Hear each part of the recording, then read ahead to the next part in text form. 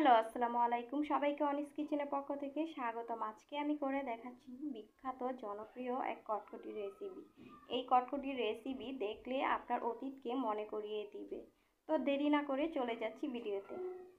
কটকটি বানানোর আগে যে কাজটা সবার আগে করতে হবে সেটা হলো আপনি যেই পাত্রে কটকটি সেট করবেন সেই পাত্রে কিছু তেল নিয়ে ব্রাশ করে নিতে হবে। আর আপনাদের হাতের কাছে যদি বাটার পেপার থাকে বা নর্মাল পেপার থাকে সেটা দিয়েও করতে পারেন, অসুবিধা নেই। এখন আমি কিছু তেল নিয়ে ব্রাশ করে নিয়েছি। এখন কটকটি বানাতে চলে যাব। চুলাতে ফ্রাই প্যান বসিয়ে দিয়েছি আর দিয়ে দিচ্ছি হাফ কাপ চিনি। এখন চিনিটা যতক্ষণ না গলে আসছে কিছুক্ষণ অপেক্ষা করব আর মাঝারি আঁচে জাল করে নিব। দেখা যাচ্ছে চিনিটা গলতে শুরু করে দিয়েছে আর আমি খুব ভালো করে চারদিকে নাড়াচাড়া করে দিচ্ছি যাতে একত্রে চিনিটা গলতে পারে। এখন চিনিটা একদম গলে গিয়েছে আর একটা মধুর কালার হয়ে আসছে। এখন এই অবস্থায় চুলাটা বন্ধ করে দিতে হবে, এর থেকে বেশি কালার করলে তিতো লাগবে। করে দিয়ে দিচ্ছি কিছুটা খাবার সোডাটা দেওয়ার সঙ্গে সঙ্গে খুব ভালো করে নাড়াচাড়া করে দিতে হবে। এখানে নাড়াচাড়া এখন বন্ধ করা যাবে না। নাড়াচাড়া করে এখন চুলা থেকে নামিয়ে নিব। এটা গরম গরম কাজটাই করতে হবে।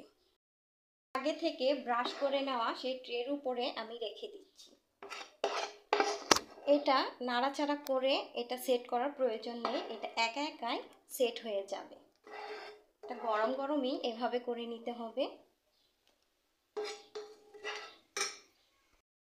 এখন আমি নেওয়ার পর রেখে দিচ্ছি 20 মিনিটের জন্য ঠান্ডা করার জন্য।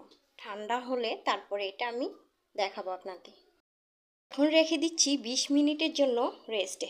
ঠান্ডা যতক্ষণ না হচ্ছে ততক্ষণ পর্যন্ত রেখে দিব। 20 মিনিট পর কটকটিটা একদম ঠান্ডা হয়ে গিয়েছে আর ধরার আগে এটা উঠে আসতেছে ট্রে থেকে, সেটা বোঝাই যাচ্ছে। আমার এই কটকটির বিষয়ে তেমন কিছু মনে নেই, নিচটাও কত সুন্দর আসছে। মামারা নাকি বাড়িতে যে বিক্রি করতেন লোহা বা টিন দিয়ে নাকি এক টুকরো করে কটকটি দিতেন। আসলে আমার এই কটকটির রেসিপিটা কেমন হয়েছে আমাকে বলবেন। কটকটি নাকি ঠিক এমনই হয়, একটু ভিতরটা দেখিয়ে দিচ্ছি, এরকম জালিযুক্ত নাকি এই কটকটি হয়ে থাকে। আসলে কেমন হয়েছে আমার রেসিপিটা আমাকে জানাবেন। ভালো লাগলে লাইক, কমেন্ট, শেয়ার আর সাবস্ক্রাইব করে রাখবেন। এরকম কটকটি বানিয়ে বাচ্চাদেরকে খাওয়াতে পারেন, নিজেও একটু খেয়ে অনুভব করতে পারেন, বাচ্চাদের সাথে শেয়ার করতে পারেন। রেসিপিটি ভালো লাগলে লাইক, কমেন্ট, শেয়ার আর সাবস্ক্রাইব করে আমার পাশেই থাকবেন।